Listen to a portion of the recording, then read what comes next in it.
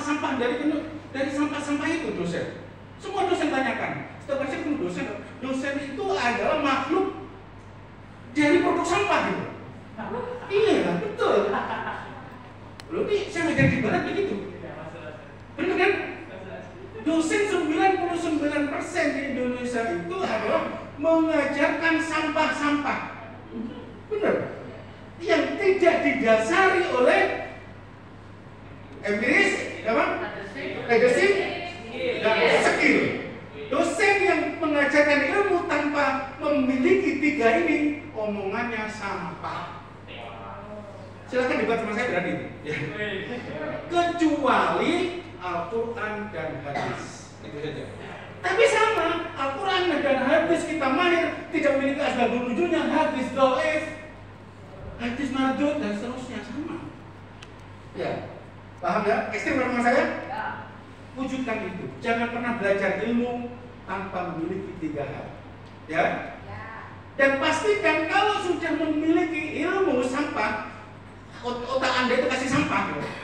Saya tiap hari itu otak saya cekokin dengan sampah. Tapi saya taruh di PBS, pikiran bawah sadar, tidak dimasukkan otak besar saya. Sebelum saya menemukan tiga hal tadi. Ya, skillnya, empirisnya, dan leadershipnya. Tanpa memiliki ini, tidak akan. Kemudian ini pun belum saya masukkan di otak saya tanpa saya melakukan hipotesa dulu. Nah, baru kita internet of things kita itu benar-benar ihdinas siratal mustaqim. Maka berpikirlah menjadi manusia ihdinas siratal mustaqim. Ya. Ihdinas siratal mustaqim adalah manusia yang taat kepada wal asri. Demi masa, demi waktu, karena nanti sore kiamat, maka hari ini silahkan kerjakan hari ini sampai selesai. Jangan menunggu besok, karena Anda termasuk dolen di dalam pengambalan wal asri.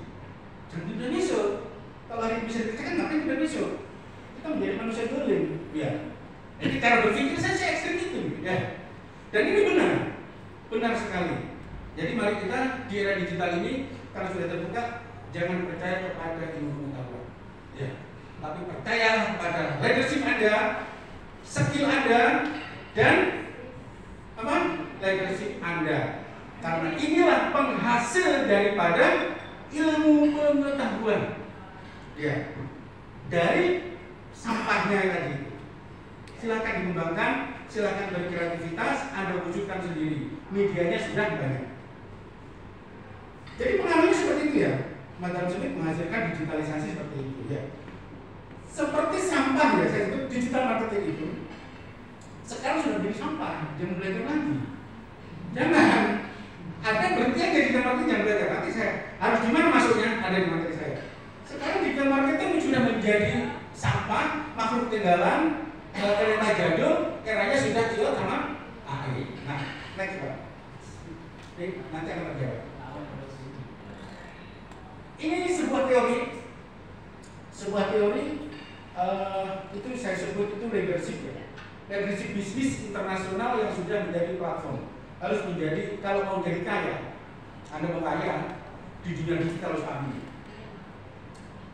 Di dunia ini Anda mengenal ini, yaitu B2B, business to business. Harus paham. Anda kalau mau menjadi entrepreneur harus tahu cara menjualnya kayak ini. Harus tahu. Tanpa tahu ini, Anda akan menjadi gelandangan marketing, gelandangan online. Jangan. Di dunia online itu jangan sampai menjadi gelandangan. Kalau Anda menjadi gelandangan artinya Anda buta huruf terhadap tempat-tempat bisnis, tempat-tempat jualan di dunia digital. Banyak teman-teman UMKM yang menjadi gelandangan online sehingga jualannya tidak laku. Bingung. Harus posting, harus upload, harus bikin video, harus bikin website. Kok gak kayak payu dodolan? Kenapa gelandangan dia? Kenapa? Tidak tahu medianya. Pertama, B2B. Lihat, B2B itu bisnis to bisnis. Contoh, Mbak ini pengusaha batik, Mbak ini pengusaha pewarna. Maka keduanya berbisnis. Itu B2B. Saling membutuhkan, saling sinergi. Siapa yang membutuhkan pewarnanya ini, siapa yang membutuhkan batiknya ini. Keduanya bersinergi. Itu bisnis to bisnis. Perhatikan.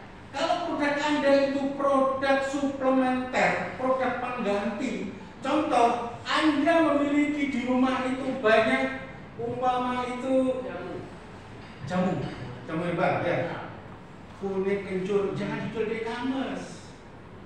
Tidak akan kaya, saya jamin itu. Seandainya jual di e-commerce, makanya tidak akan kaya. Kenapa? Itu produk B2B. B2B itu di mana larinya? Namanya bisnis to bisnis, Anda harus berhubungan dengan siapa? Dengan pabrik Sido muncul, dengan pabrik Pokari, dengan pabrik-pabrik besar. Nah, itu baru kaya. Contoh, Mbak ini dapat orderan kunyit 10 kontainer dari pabrik Sido muncul, kan kaya. Mbak ini dapat orderan 100 orang, pasar Tanjung, kan kaya. Beda kan? Itu cara bisnis. Logika bisnis seperti itu. Bisnis to bisnis. Tapi kunyit bahan pengganti harus ditemukan dengan pengguna besar. Ya, itu namanya bisnis contoh kecilnya. Kemudian B2C, bisnis to customer. Bisnis to customer. Seperti kalau B2B itu contoh Alibaba. Alibaba itu bisnis to bisnis. Kalau mau kaya, mau sukses, silahkan jualan di Alibaba. Ya, jangan shopping. Cukup untuk makan seperti saya. Saya jualan di Sungai itu cuma makan. Sudah nggak bisa beli mobil, beli motor nggak bisa. Siapa di sini jualan di Supi bisa beli mobil, beli motor? Nggak ada. Sudah nggak zaman. Kalau 10 tahun lalu, 5 tahun lalu ya, jualan di Supi, Tokopedia, Lajakan, mau beli mobil, beli rumah, ngomong kosong mimpi. Tidak akan terjadi. Kenapa? Karena orang itu masuk di digital marketing. Ya. Oke, eranya sudah bukan digital marketing lagi. Eranya sudah AE dan itu problem. Jadi B2B seperti Supi itu B2B. Kita masuk di Supi, itu nggak bisa kaya, nggak bisa. Karena melayani eceran satu-satu, nggak akan bisa. Dan kompetitornya ribuan dan jutaan, sangat banyak. Nanti saya ajari bukan berarti kita nggak punya Supi. Saya punya Supi, saya punya Ladanya, saya punya eBay, saya semua punya. Marketplace itu hampir 500 marketplace internasional yang punya aku jadi jualan sana. Produk saya craft, ikut oleh di craft. Tidak di craft, holding saya nggak habis punya. Mau Supi, Lazada, TikTok, YouTube, Shopify, ya, mau Etsy, apa itu Dubai Express, ada semua.